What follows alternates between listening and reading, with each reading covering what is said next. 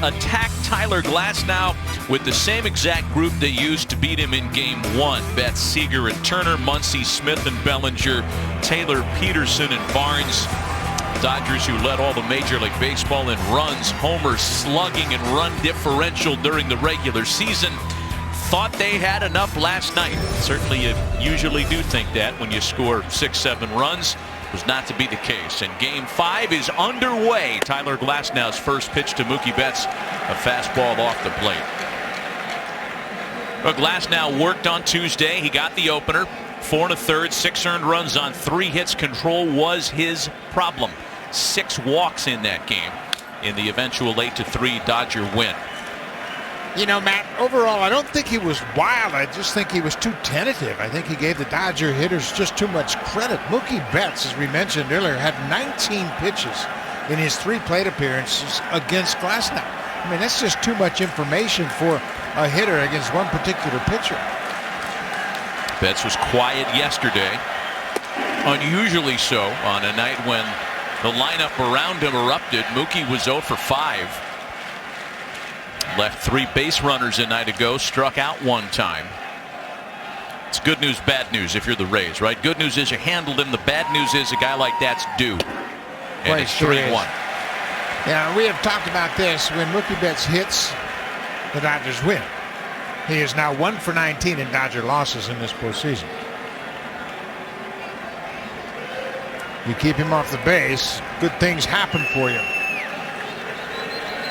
Glasnow's fallen behind to start the ball game. 3-1 home to Mookie Betts. A full count now. You see that fastball is 98 miles an hour, and there's a little tail on it, and that's a natural tail on his fastball. It's a 4-seam fastball. But he doesn't try to cut it. It's just the way he throws his fastball. It's got that natural run away from right-handed hitters. The full count pitch. And Betts pops it foul out of play.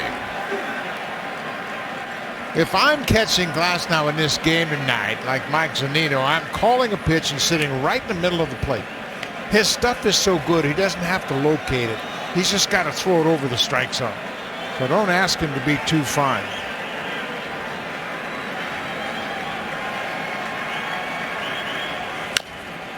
Betts hanging around, still 3-2. Well, in his postseason career, Tyler Glasnow's record fell to 2-4 as a result of the Game 1 loss. His ERA at 6.46 is the 6th highest of anybody that's had 30 postseason innings in their careers. Next 3-2. And Betts serves a rocket into left. Betts on his way into second with a leadoff double. It didn't take long for him to erase memories of an 0 for 5 last night. And once again, too many pitches. Take a look at Mookie Betts. When the Dodgers win, he is in the midst of it. 16 home runs in 52 wins and a .329 average. When they lose, he doesn't get on base, but he is on base with a leadoff double here in the first inning of this game tonight. And he is on base in front of the hottest Dodger hitter, Corey Seager, the 2-time All-Star, 7 for 14 in the series after a 4-hit night yesterday. First pitch curveball is fouled off.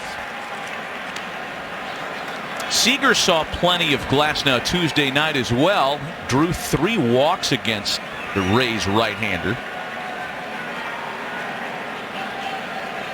This entire Dodger lineup, if you're just helicoptering into the series, is exceedingly patient. They average just over 4 pitches per plate appearance. And Seager has a base hit into right. Renfro's up and throwing. Throw will be cut off, and just like that, 2 at-bats into the night, it's 1-0 LA.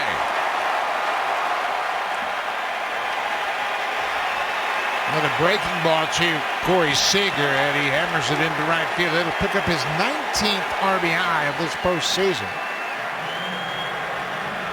Boy, he's been swinging the bat great all throughout the postseason. That just got too much of the plate. About belt high out over the heart of the plate, and he rips it into right. Betts got a good break on contact and takes a peek at Renfro. but they've got no shot at throwing Mookie Betts out at home.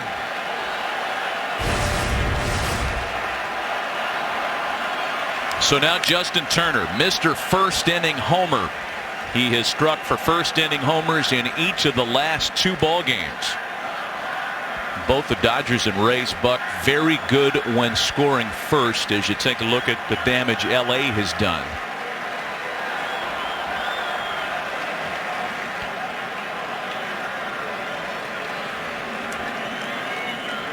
You mentioned this earlier in the series. The only Dodger to homer in 3 consecutive postseason games. A third baseman that was around there for a few years by the name of Bill Madlock, who was really good with a few teams. Yeah, that was way back in 1985.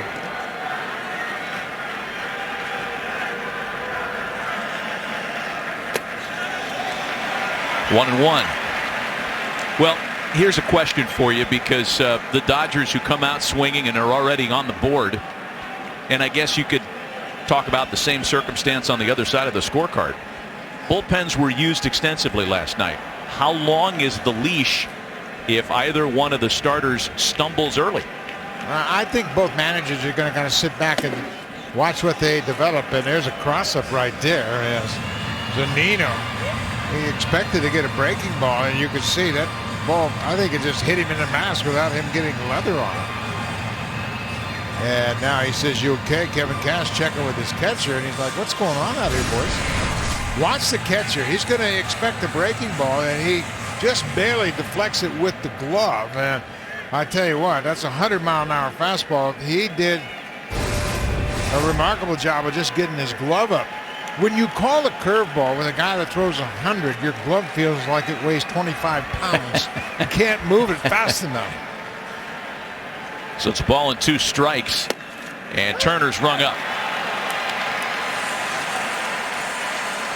I mean, it's really interesting how they would use a sequence of signs with nobody at second base. And take a look at Glasnow and what he throws. You're going to get a lot of 4-seam fastballs, and it's got tail on it. He's already hit 100 miles an hour with it. His curveball has got to be consistently in the strike zone as he threw it to Turner. He's got to be able to get that second pitch over to keep them honest and lay off that fastball. Here's a great hitter's perspective of that 12-6 breaking ball. Max Muncy now. He was 0 for 1 with a walk and an RBI that came on a fielder's choice play against Glasnow Tuesday night in Game 1. Muncy's had a great series. 5 for 15, 5 RBIs, second only to Brandon Lau as the World Series leader in that category.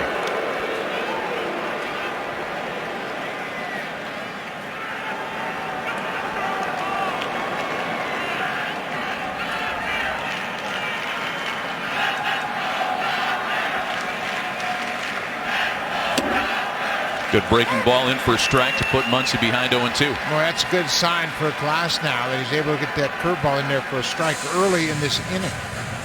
He dropped one in there to get Turner looking. And he's really not trying to throw his best curveball. He's got a nice rhythm and a good release point on that curveball, and that's why he's been able to throw it for strikes.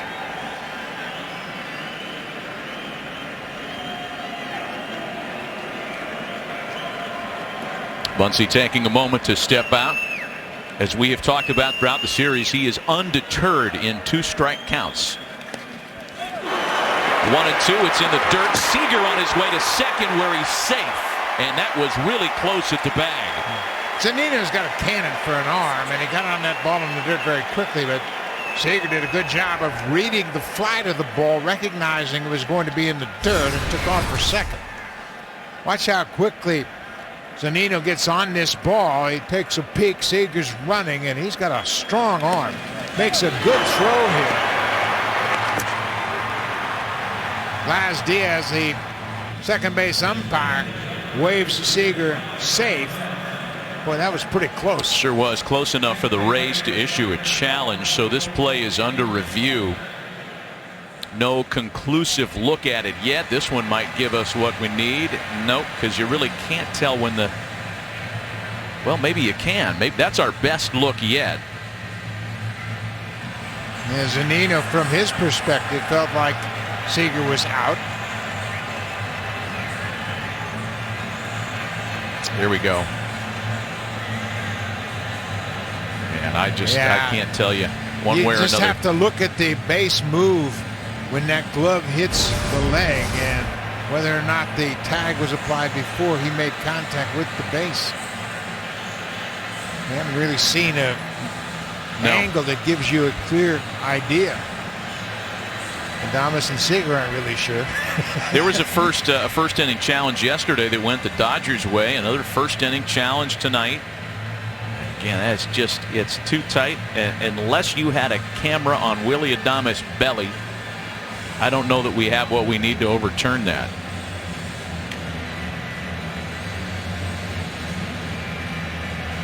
Watch the base. See, the base didn't move before the tag. I think he tags him here and the base still hasn't moved, but it's so close to overturn. Wow. Yeah, we are splitting hairs with all these looks that we've had, and it looks like we do have a decision. Call stands. It's just not enough there to overturn it. No, not at all.